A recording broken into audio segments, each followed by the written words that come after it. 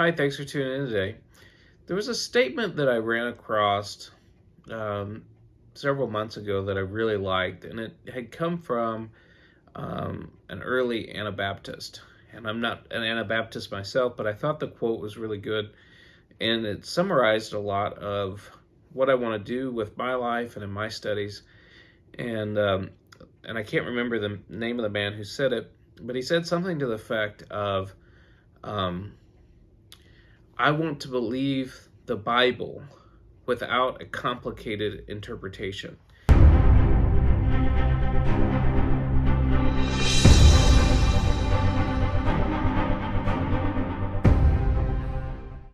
I thought that was so good and so rich and edifying. Now, I don't think he was saying that there aren't portions of Scripture that aren't difficult to understand, like there's portions in Daniel and Revelation that are obviously symbolic and maybe a little bit more difficult to understand. But I think he was just trying to take the Bible and really not try to twist it to make it fit our philosophies. And that's why I've been spending so much time reevaluating so many things that I've learned in the past, because I want to make sure they line up with Scripture, because that's the most important thing for me. Scripture is my authority, and if you're watching this, I have a good feeling that Scripture is your authority too.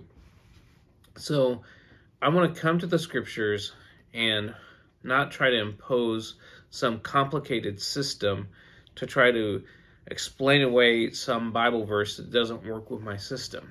And I've been trying to apply this in my study of the millennium. I have been for most of my life, I've been a dispensational premillennialist, and I was so much a dispensationalist, not in the sense of some of the ultra dispensational views where like they take even parts of the New Testament and like parts of Acts and say it doesn't apply to the church today, but maybe a more simplified view of dispensationalism. I swam in those waters. I swam in those waters so deeply that I didn't even really realize that's what I was. And the reason why I'm coming back and I'm evaluating some things on the millennium is that I came up against arguments from the other side that I didn't know how to answer. And what I found is when I brought these arguments, and when I say arguments, I don't mean like angry arguments, but logical lines of reasoning to some other people who had the same perspective that I had. They weren't really prepared to deal with them either. Now, what that doesn't necessarily mean is that I'm going to walk away from everything that I had in the past, or say that I haven't given up really anything. I'm just pausing and I want to reevaluate. And I think this is healthy, because if you go back and you reevaluate your views, and if they hold true, then you'll come away much, much stronger than you did before you started studying it. So I'm looking at the millennium. I'm studying the millennium again. And like I said, there's these arguments that are put forward by some of the postmillennialists and all-millennialists that are difficult for me to deal with.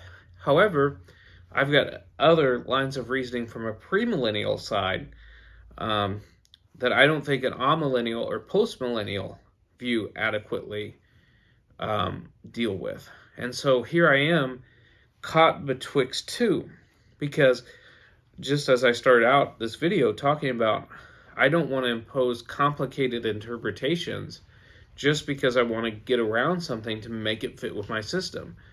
But it seems like no matter which option I go with here, somewhere along the way I'm going to have to take some interpretation which is a little bit more complicated.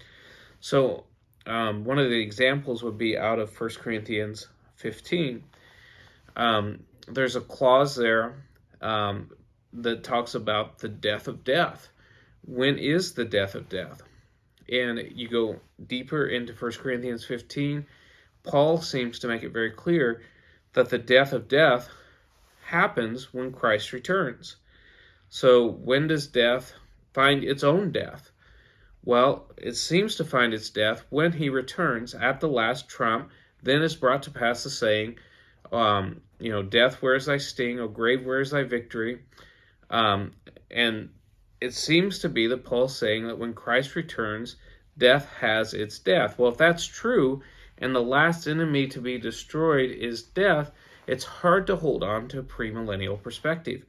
Because a premillennial perspective would say that death, almost any premillennial scheme, would say that death continues on through the 1,000-year period.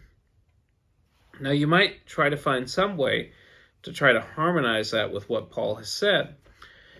You might try to say that, maybe we can squeeze 1,000 years, Christ returns and then 1,000 years and then death is destroyed. But it really, you look at 1 Corinthians 15, you read the last portion of it, and I think you're hard-pressed to get that out of the text. Now, you could argue and say, well, maybe Paul didn't understand it. Maybe Paul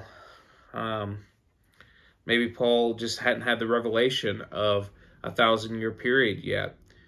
And maybe that came with the book of Revelation, and we need to harmonize Paul with the book of Revelation. That just kind of puts me in an awkward place, though.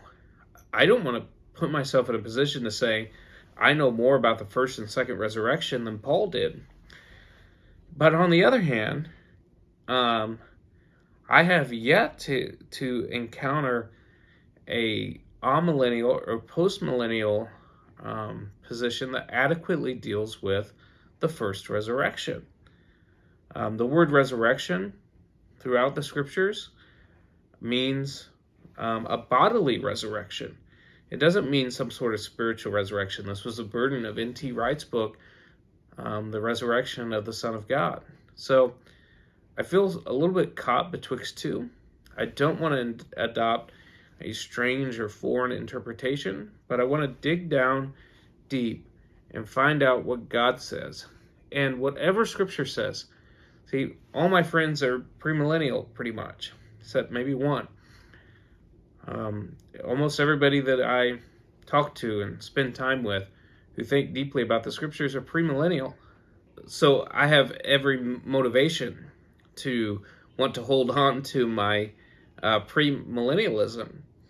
But I don't, whatever view is right, whatever the Scripture teaches, that's what I want to embrace.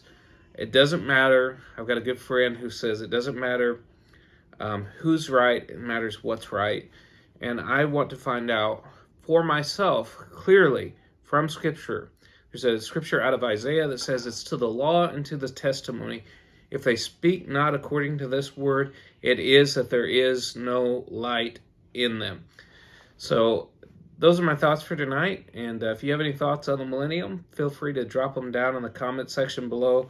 Based on my polling, the postmillennialist and amillennialist and the premillennialist, if I put amillennialism and postmillennialism together versus the premillennialists, there's a pretty even divide here. So anyways, it's open for comments. Love to hear what you have to say. I'm open. Whatever the Scriptures teach, that's what I want to believe and be faithful to. All right, well, that's it for tonight.